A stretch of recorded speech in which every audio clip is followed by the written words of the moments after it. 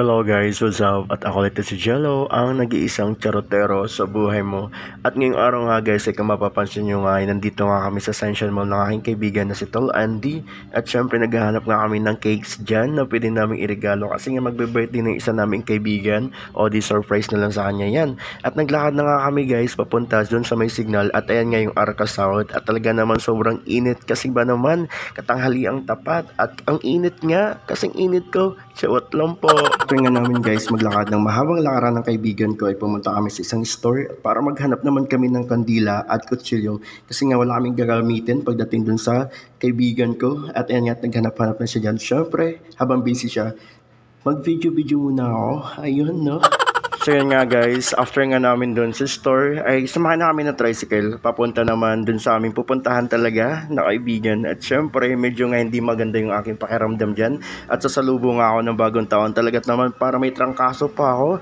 Ewan ko ba kung ano ba nangyayari sa sarili ko. Dahil nga guys, talagang wala ng orungan to. Dahil after 4 years, saka pa lang kami magkita-kita magkakaibigan. At yung iba nga hindi na rin makakasama kasi nga busy na rin. At iba naman ay lasing. Ayun no. Pero ayan guys, medyo naligaw nga kami nung time na yan at hindi nga namin kabisado dahil first time din namin pumunta ni Tol Andy dyan sa lugar na yun. Nagtanong-tanong na nga lang kami at nagdala na rin kami ng bulaklak para naman matuwa yung kaibigan ko kasi medyo mahilig din yun sa bulaklak, hindi niya tatanong. Pero syempre, lagi nga natin tandaan kapag umaalis tayo at may pupuntahan tayong mga bagong lugar, ay huwag natin kakalimutan si Magna. Dapat lagi natin yung kasama, o diba? At ito na nga guys, nandito na kami sa kanyang tahanan at syempre, cemetery nga pa ito pupuntahan namin.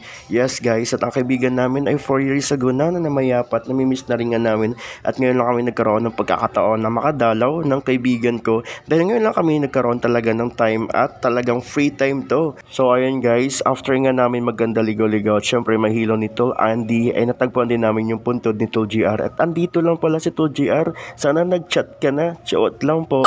Ayun nga guys, si Tol GR nga pala isa sa pinakabata at syempre pinakabunso yan sa magbabarkada at parang kapatid na rin talaga guys yung tiringan namin. Yun nga lang, medyo nakakamiss at matagal na rin nga yung panahon namin pinagsamahan. Share ko lang din guys, sa aming magbabarkada nun, siya talaga yung medyo makulit at syempre medyo pasaway din ng konti. Lahat naman tayo pasaway pero sa iba-iba nga lang bagay. O relate ba kayo dyan? Yun nga guys, habang nagdidedicate nga dyan si Tol Andy at syempre yung mga panahong inaalala niya na magkakasama din sila at magkakasama kami magbabarkada ay medyo parang luluha din nga ako.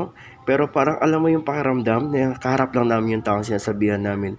At syempre pinigilan ko na lang yung luha ko. Baka sabihin naman yung Tol Andy, OA ako. Pero ayun nga guys, binuksan nga na namin yung cake. At syempre sisindihan na rin yung kandila. So nga guys, sisindihan na yung kandila. At syempre, number 4 nga nakalagay dyan. Kasi 4th anniversary ni Tol GR. At 4 years na rin siyang halos hindi namin nakikita. At syempre nakakausap na rin. Tanda ko pa nun bago siya mamatay. Hinatid niya pa ako sa bodega. At syempre gusto niya nga sana dumatulog.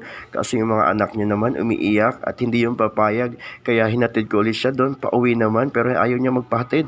Kaya sa'yo Tol, mamimiss kita. Di ko alam kung maririnig mo pa to, pero nagpapasalamat ako, naging party ka rin ng buhay ko. At ayun nga guys, after nga namin hindi maubos yung cake, binigay na lang namin dun sa anak ng caretaker. Alam ko guys, na naging masaya din yung kaibigan namin. At hanggang dito na lang, thank you for watching, bye bye!